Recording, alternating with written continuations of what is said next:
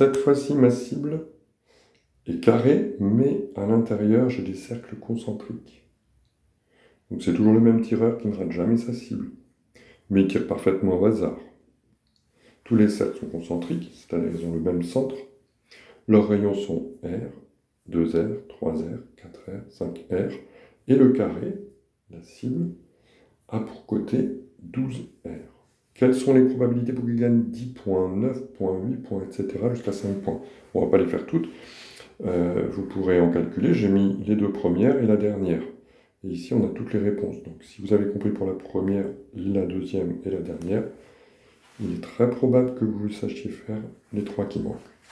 Alors, la probabilité d'obtenir 10 points, c'est lié à l'aire du petit disque, donc l'aire du petit disque blanc central, sur l'aire totale de la cible.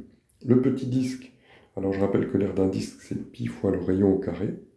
Ici, le rayon mesure R, on ne sait pas combien c'est un nombre entre 3 et 5 cm. Donc l'aire du petit disque pi r carré sur l'aire de la cible, on a dit que c'était un carré dont chaque côté mesure 12 R, donc le carré a pour R 12 R, le tout au carré. 12 fois 12, 144, R fois R, R carré. Donc la probabilité qu'il gagne 10 points, c'est pi r carré sur 144 R carré.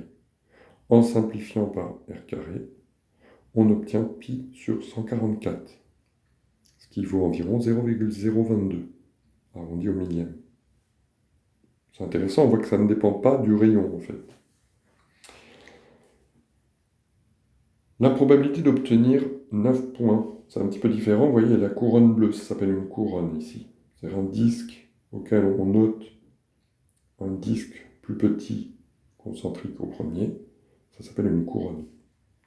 L'aire de la couronne bleue, c'est l'aire du disque total, si on n'avait pas enlevé le petit disque central, et justement moins le petit disque central. Donc ça fait pi fois le rayon du grand bleu, c'est 2R, donc ça fait pi fois 2R au carré, moins le petit, moins pi fois R carré.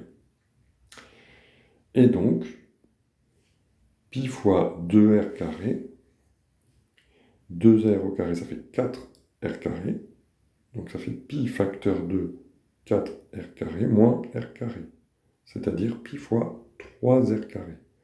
Au dénominateur, c'est l'aire de la cible, comme au-dessus, 144 R carré. Quand je simplifie par R carré, il reste 3 pi sur 144, ce qui fait environ 0,065 arrondi au millième.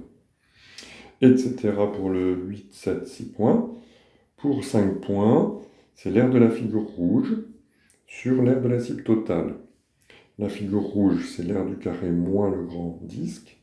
Donc ça fait 12R au carré moins pi fois 5R, c'est le rayon du grand disque au carré. 5R au carré, ça fait 25R carré. Donc on arrive à 144R carré moins 25pi R carré sur 144R carré. En simplifiant par R carré, on peut factoriser pour s'en convaincre. En factorisant par R carré, on obtient 144 moins 25pi sur 144, ce qui fait environ 0,455 arrondi au millième.